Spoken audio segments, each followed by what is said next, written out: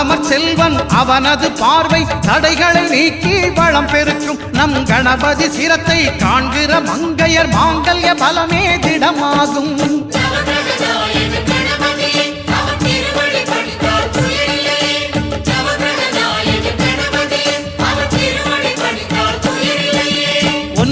கோளும் ஒன்றாய் காண அங்கு கற்பகம் என்னும் கடவுளின் மெய்யில்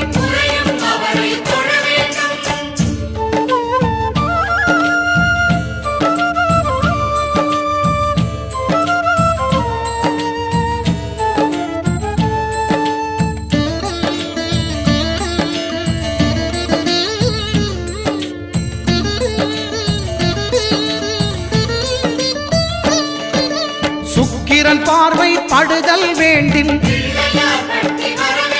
எங்கள் இறைவன்